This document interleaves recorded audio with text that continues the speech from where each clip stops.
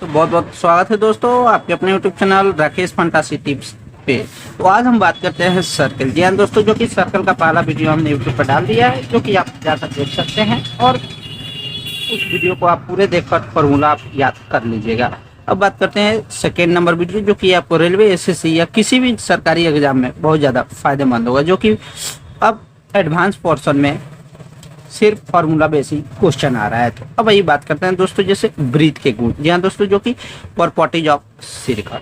तो अब बात करते हैं दोस्तों, जो कि पहला सर्कल है, पहला प्रॉपर्टीज है यानी गुण है, किसी भी चाप के द्वारा केंद्र बिंदु पर, माने दोस्तों जैसे ये वाला चाप हो गया ए और बी, केंद्र बिंदु पर बनाने वाला कोण, और एक केंद्र बिंदु पर जैसे एक केंद्र बिंदु है पर बनाने वाला कोण उसी चाप के द्वारा यानी इसी चाप के द्वारा उसी के परिधि, यानी ये वाला हो गया परिधि, ठीक है दोस्तों, परिधि पर बनने वाले कोण दुगुना होता है। जी हाँ दोस्तों, जो कि आप एक बार फिर से रिपीट कर दे रहे हैं, किसी भी चाप के द्वारा केंद्र बिंदु पर बनने वाला कोण उसी चाप के द्वारा उसी के परिधि पर बनने वाला कोण दुगुना होता है। माने दोस्तों जैसे ए बी चाप है, ए वाला सेंटर है और सेंटर के ऊपर ए वाला परिधि है, तो ये आपको हो जाएगा ए जैसे थीटा है तो ये आपको हो जाएगा 2 थीटा, ए अगर एक्स है तो ये आपको हो जाएगा 2x। जी हाँ दोस्तों, जहाँ चाप ए बी है और केंद्र बिंदु ओ है और परिधि जो कि एम पर बना हुआ है, और एंगल ए ओ बी बराबर हो जाएगा, एंगल ए ओ बी बराबर हो जाएगा एंगल 2AMB, यानी इसका ए दुगुना होता है, यानी परिधि पर, जो कि परिधि पर बनने वाले कोण का दुगुना होता है। तो परिधि पर बनने वाले कोण का दुगुना कौन होगा? ये आपको केंद्र होगा। तो लगा ना दोस्तों झटका। इस तरह आप पहला थ्योरम आप याद कर चुके बात में ही। अब बात करते हैं दोस्तों, जो कि दूसरा थ्योरम है, किसी भी चाप के द्वारा एक ही तरह परिधि पर बनने वाले सभी कोण समान होते हैं। जी हाँ दोस्तों, जो कि किसी भी चाप के द्वारा एक ही तरह परिधि पर बनने वाले सभी कोण समान होते हैं। जैसे ये वाला एक चाप हो गया ए बी, इस पर एक ही तरह परिधि पर ये वाला एक कोण बन रहा है और एक ए वाला कोण बन रहा है, जो कि दोनों सभी कोण बनने वाले सभी कोण इस पे एक ही चाप पर एक ही चाप के द्वारा एक वृत्त में कितना भी कोण बने सभी कोण आपस में बराबर होंगे। जी हाँ दोस्तों, जैसे ये वाला है एंगल AMB, जो कि एक ए कोण है और एंगल ANB आपस में बराबर होगा, यानी इसमें एक परिधि में कितना भी कोण बने एक चाप के द्वारा हमेशा सभी कोण बराबर होते हैं। अब ये दोस्तों बात करते हैं तीसरा नंबर कॉन्सेप्ट यानी थ्योरम के बारे में। तो तीसरा नंबर थ्योरम है व्यास द्वारा। तो अब हम बात करते हैं व्यास द्वारा। जी दोस्तों, जो कि परिधि पर बनने वाले कोण समकोण होता है। जैसे ये वाला एक आपको सर्किल हो गया, ये आपको केंद्र हो गया ए बी, और ए वाला आपको व्यास हो गया। अब जो कि व्यास द्वारा परिधि पर बनने वाले कोण, तो कोण जो कि आपको ए से भी कोण जाएगा और बी से भी, तो ए वाला जैसे ये वाला आपको जो कोण बनेगा वो आपको हमेशा 90 डिग्री यानी समकोण होगा। तो आपको तो ऐसे पता है दोस्तों, समकोण के सामने वाला भुजा हाइपोटेनस होता है, तो अब ए वाला हो जाएगा परपेंडिकुलर और ए वाला हो जाएगा बेस। इस तरह दोस्तों आप इसको बना दीजिएगा, जैसे एंगल AMB बराबर होता है 90 डिग्री, आप इसको याद कर लीजिएगा। उसी तरह दोस्तों अब बात करते हैं चौथा, जो कि गुणधर्म है, वृत्त के भीतर बना ऐसा चतुर्भुज जिसका चारों कोना वृत्त के परिधि पर हो, चक्रीय चतुर्भुज कहते हैं। ये दोस्तों, जो कि ये भी कंसेप्ट काफी ज्यादा इंपॉर्टेंट है और याद कर लीजिएगा। वृत्त के भीतर बना ऐसा चतुर्भुज जिसका चारों कोना वृत्त के परिधि पर हो, उसे चक्रीय चतुर्भुज कहते हैं। जी दोस्तों, जैसे ये वाला आपको वृत्त हो गया और वृत्त के परिधि, जैसे ये वाला परिधि हो गया, ये वाला परिधि हो गया, ये वाला परिधि हो गया, ये वाला परिधि हो गया, इस पर चारों कोना ऐसा चतुर्भुज, तो ये वाला एक ए हो गया, ये वाला इधर जाएगा, ये वाला, तो इसके चारों कोनों का वृत्त के परिधि पर हो, उसे चक्रीय चतुर्भुज कहते हैं। अब बात करते हैं दोस्तों, जो कि नेक्स्ट कॉन्सेप्ट है चक्रीय चतुर्भुज के सामने वाले कोनों का योग। यहाँ दोस्तों जैसे ए वाला सामने वाला कोनों का योग 180 डिग्री होता है। जैसे angle A plus angle C बराबर हो जाएगा 180 डिग्री, जबकि angle B plus angle D बराबर हो जाएगा 180 डिग्री। अब ये दोस्तों एक बार फिर से रिपीट कर देते हैं।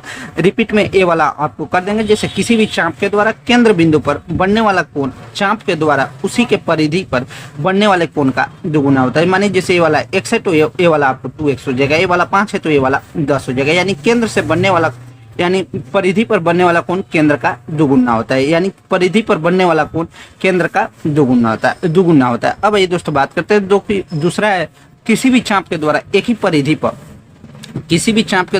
तरह परिधि पर बनने वाले सभी कोण समान होते हैं। जी दोस्तों, जो कि ये वाला चाप हो गया, चाप ए बी हो गया, जिसमें परिधि पर बनने वाले सभी कोण समान होते हैं। जैसे किसी भी चाप के द्वारा परिधि पर बनने वाले सभी कोण, इस पे जितना भी कोण बनेगा वो सभी कोण आपस में समान होगा। जैसे ए बी परिधि हुआ, ए बी चाप हुआ दोस्तों, और इस पे एक परिधि पे एन जैसे परिधि हो गया, एन पे एक कोण बन रहा है और एक ए वाला एम पे कोण बन रहा है, जो कि एम कोण का मान है एक्स और एन कोण का मान है एक्स, तो ये दोनों आपस में बराबर होगा। अगर ये 50 डिग्री होता तो ये भी 50 डिग्री होता। ठीक है दोस्तों, अब बात करते हैं तीसरा नंबर जो कि थ्योरम था, व्यास द्वारा परिधि पर बनने वाला कोण, जो कि व्यास द्वारा परिधि पर बनने वाला कोण समकोण होता है, यानी 90 डिग्री होता है। अब ये दोस्तों बात करते हैं चौथा जो कि गुणधर्म था, वृत्त के भीतर बना ऐसा चतुर्भुज, जो कि ये वाला आपको वृत्त हो गया और ये वाला सेंटर हो गया। वृत्त के भीतर बना ऐसा चतुर्भुज जिसके चारों कोना वृत्त के परिधि पर, चारों कोना जो कि ये वाला 4 कोना है वृत्त के परिधि पर हो। जी हाँ दोस्तों, जो कि वृत्त के परिधि पर हो तो उसे चक्रीय चतुर्भुज कहते हैं। इसी के रिलेटेड एक और गुणधर्म था, चक्रीय चतुर्भुज के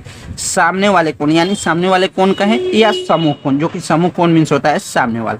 ये सामने वाला जैसे AC हो गया और ये सामने वाला BD हो गया, तो सामने वाले कोणों का जो 180 डिग्री होता है, तो angle A plus angle C बराबर हो जाएगा 180 डिग्री, वही angle B plus angle D बराबर हो जाएगा 180 डिग्री। अब ये बात करते हैं जो कि छठा नंबर गुणधर्म था, चक्रीय चतुर्भुज। तो चक्रीय चतुर्भुज तो पहले हम पढ़े थे, जो कि वृत्त के परिधि पर चारों ओर मिलने पर जो कोना में बनेगा उसे चक्रीय चतुर्भुज कहते हैं। अब ये दोस्तों जो कि नेक्स्ट गुणधर्म में, चक्रीय चतुर्भुज में किसी एक भुजा को आगे बढ़ाने पर बनने वाले बाहरी कोण, यानी चक्रीय चतुर्भुज ये हो गया, मानिए एक भुजा को बनने वाले बाहरी कोण, तो ये वाला आपको बाहरी कोण हो गया। सामने के यानी बाहरी कोण सामने के यानी इसके अंतः कोणों के यानी विपरीत के समान होता है। मानिए दोस्तों जैसे ये वाला 60 डिग्री है तो ये वाला आपको 120 डिग्री हो जाएगा, क्योंकि एक स्ट्रेट लाइन पर 60 डिग्री का 180 डिग्री का कोण बनता है, तो इसके सामने का तो ये हो जाएगा जैसे 60 डिग्री, तो ये वाला 120 डिग्री, और इसके सामने यानी इसके अपोजिट एंगल समान होता है, तो ये आपको हो जाएगा 60 डिग्री। जी हाँ दोस्तों, जैसे एंगल CBE बराबर हो जाएगा एंगल DC, एंगल ADC। अब ये दोस्तों जो कि नेक्स्ट कॉन्सेप्ट है, 7वां नंबर कॉन्सेप्ट है, किसी बाहरी बिंदु से वृत्त पर, यानी ये बाहरी बिंदु हो गया, वृत्त पर खींची गई दोनों स्पर्श रेखाओं की लंबाई, जैसे ये वाला आपको वृत्त हो गया और ये वाला आपको सेंटर हो गया, जिसमें दोनों स्पर्श रेखा यानी स्पर्श रेखा जो कि बाहर से छूता है, तो ये वाला आपको स्पर्श रेखा और ये वाला AM और AN स्पर्श रेखा जो कि लंबाई बराबर होती है। जी हाँ दोस्तों, जो कि आप याद कर लीजिएगा, और ये आपको बराबर भी होती है, तो ये वाला AM बराबर AN हो जाएगा और एंगल भी साथ में बराबर होता है। वहीं दोस्तों जो कि नेक्स्ट कॉन्सेप्ट है, केंद्र बिंदु, यानी केंद्र बिंदु से परिधि पर, केंद्र बिंदु से परिधि पर मिलाने से 90 डिग्री का कोण बनता है। जी हाँ दोस्तों, जैसे ये वाला आपको केंद्र बिंदु हो गया और केंद्र बिंदु से परिधि पर मिलाने पर, केंद्र बिंदु से ये वाला हो गया आपको परिधि पर मिलाने पर 90 डिग्री का कोण बनता है, जो कि ये भी आप कॉन्सेप्ट याद कर लीजिएगा। अब ये जो कि नेक्स्ट कॉन्सेप्ट है 8वां नंबर, केंद्र बिंदु से जीवा पर डाला गया, ये वाला आपको केंद्र बिंदु हो गया, इस पर केंद्र बिंदु से जीवा पर, और ये वाला आपको हो गया CD जीवा हो गया, यानी कॉर्ड हो गया। डाला गया लंब जीवा को 2 बराबर भागों में बांटता है। यहाँ दोस्तों जो कि केंद्र बिंदु से जीवा पर डाला गया लंब जीवा को 2 बराबर भागों में बांटता है, तो ये आपको जैसे वो हो गया केंद्र और ये CD हो गया जीवा, और इसको डाला गया लंब यानी P हो गया परपेंडिकुलर, तो ये आपको हो जाएगा CP बराबर PD, जो कि ये भी कॉन्सेप्ट है और इस पर ज़्यादा क्वेश्चन भी पूछा जाता है। अब ये जो कि नेक्स्ट कॉन्सेप्ट है 9वां नंबर गुणधर्म है, केंद्र बिंदु से स्पर्श को मिलाने वाली रेखा समकोण पर मिलती है। जैसे ये वाला केंद्र बिंदु सर्किल हो गया और ये वाला हो गया केंद्र बिंदु, जो कि केंद्र बिंदु जैसे ये वाला हो गया केंद्र बिंदु से स्पर्श को मिलाने वाली रेखा, यानी इसका स्पर्श रेखा ये वाला हो गया, मिलाने वाली रेखा समकोण पर मिलते हैं, जैसे ये वाला समकोण पर मिलते हैं, तो 90 डिग्री। इस तरह दोस्तों इसको भी आप आसानी से याद कर सकते हैं। जैसे ये वाला हो गया राइट एंगल ट्रायंगल, तो इसके सामने वाला भुजा हाइपोटेनस यानी कर्ण होता है, तो कर्ण इस तरह हो गया, तो ये आपको बेस हो जाएगा और ये आपको परपेंडिकुलर होगा। इस तरह इसको भी आप बना सकते हैं। उसी तरह दोस्तों जो कि 10वां गुणधर्म है, यदि वृत्त की 2 जीवाएं, जी हाँ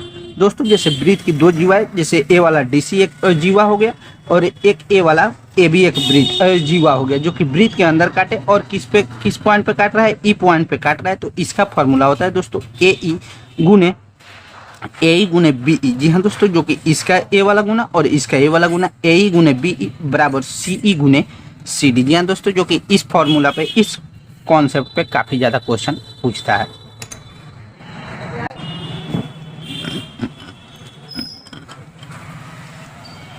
अब बात करते हैं वृत्त के ये आपको 11वां नंबर गुण के बारे में। जी हाँ दोस्तों, तो वृत्त के 11वें नंबर जो कि गुण है, यदि वृत्त की 2 जीवाएं, जी हाँ दोस्तों, जैसे ये वाला CD एक जीवा हो गया, एक ये वाला AB जीवा हो गया, एक दूसरे से बाहर मिले। जी हाँ दोस्तों, जो कि ये दोनों एक दूसरे से बाहर मिल रहा है, तो जैसे 21 पॉइंट पे ई पॉइंट पे मिल रहा है तो इसका फॉर्मूला ये होता है दोस्तों, जैसे ए इसके बराबर और इसके बराबर होता है, ए गुने बी बराबर सी यानी सी यहाँ से लेकर यहाँ तक इंटू डी हो जाएगा। तो इसका फॉर्मूला ये होता है दोस्तों, ए गुने बी बराबर सी गुने डी। जी हाँ दोस्तों, यदि वृत्त की दोनों जुआएं एक दूसरे से बाहर मिलता है तो इसका फॉर्मूला ए बी गुने बी बराबर सी गुने डी होता है। वहीं दोस्तों आप बात करते हैं जो कि बराबर नंबर कॉन्सेप्ट है, यदि वृत्त की एक जीवा और स्पर्श रेखा बाहरी रूप से मिले तो, अगर वृत्त की दोनों जीवा बाहरी रूप से मिले तो इसका फॉर्मूला होता है ए गुने बी बराबर सी गुने डी। जबकि यदि एक वृत्त की जीवा, जैसे ये वाला एक जीवा हो गया ए बी, और स्पर्श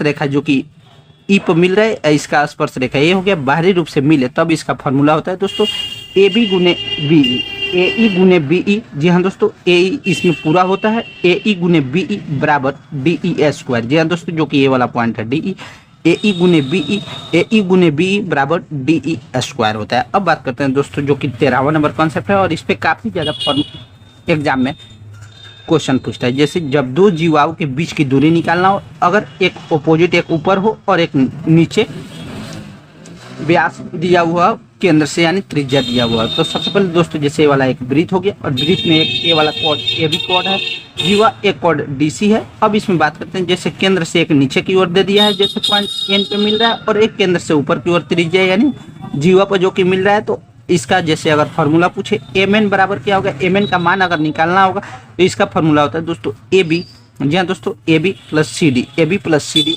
बाई 2। जी हाँ दोस्तों, अगर विपरीत ऊपर नीचे दोनों दिया हो तो इसी का सेम रिवर्स होता है, जब दो जीवाओं के बीच की अगर दूरी निकालना हो, अगर सिर्फ अगर केंद्र से नीचे की अगर दूरी निकालना हो, जैसे एम एन का दूरी निकालना हो, जैसे ये वाला आपको हो गया वृत्त, और वृत्त में ए बी एक जीवा है, एक डी सी जीवा है, जिसमें केंद्र से अगर नीचे की सिर्फ दूरी निकालना है तो इसका फॉर्मूला होता है एम एन बराबर ए बी, फिर इसमें घट जाएगा यानी उल्टा हो जाएगा, A B minus C D by 2। अब बात करते हैं वृत्त के गुण के 15वें नंबर थ्योरम के बारे में, सीधी उभयनिष्ठ स्पर्श रेखा। जी हाँ दोस्तों, यदि कॉमन टेंजेंट की स्पर्श रेखा की लंबाई अगर निकालनी होगी तो माने दोस्तों जैसे ये वाला आपको दो वृत्त है और दो वृत्त में स्पर्श रेखा, ये वाला एक एम एन हो गया, इसमें एम एन और एक वाला इंच सर्कम रेडियस यानी बाहरी त्रिज्या हो गया, जबकि एक ए वाला त्रिज्या इन रेडियस यानी आंतरिक त्रिज्या हो गया। तो इसका फॉर्मूला जैसे यहाँ से यहाँ तक बड़ा आर से छोटा आर का डिस्टेंस अगर यानी डी निकालना होगा तो इसका फॉर्मूला होता है दोस्तों यानी एम एन निकालना होगा।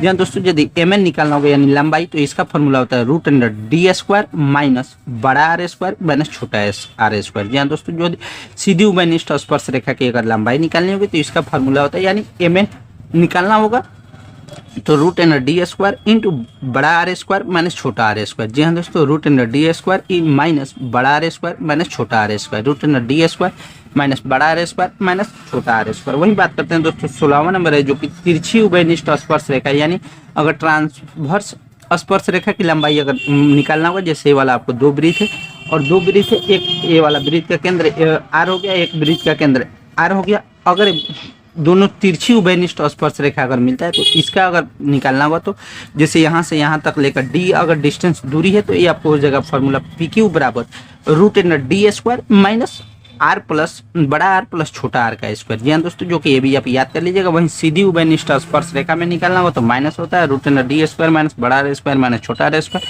जबकि तिरछी उभयनिष्ठ स्पर्श रेखा में अगर पूछे तो पी क्यू बराबर होता है root under D square minus बड़ा आर स्क्वायर बड़ा आर प्लस छोटा आर स्क्वायर बड़ा आर प्लस छोटा आर का होल स्क्वायर। अब बात करते हैं दोस्तों 17वां नंबर जो कि कॉन्सेप्ट है और आखिरी कॉन्सेप्ट है वृत्त का। एकांतर वृत्त खंड के कोण समान होते हैं। जी हाँ दोस्तों, एकांतर वृत्त खंड के कोण समान होते हैं, जो कि आप कॉन्सेप्ट याद कर लीजिएगा। जी हाँ दोस्तों, यदि एकांतर वृत्त खंड के कोण समान होते हैं यानी एक्स बराबर वाई, जैसे ये वाला आपको वृत्त हो गया और ये वाला एकांतर वृत्त खंड के कोण, ये वाला आपको हो गया वृत्त खंड, एक्स बराबर वाई होता है, एकांतर वृत्त खंड के कोण समान होते हैं। तो कैसा लगा दोस्तों वीडियो? अगर वीडियो अच्छा लगे तो वीडियो को लाइक करना ना भूलें, और साथ में दोस्तों अगर आप हमारे चैनल पर नया हैं तो लाइक, सब्सक्राइब और शेयर भी करना ना भूलें।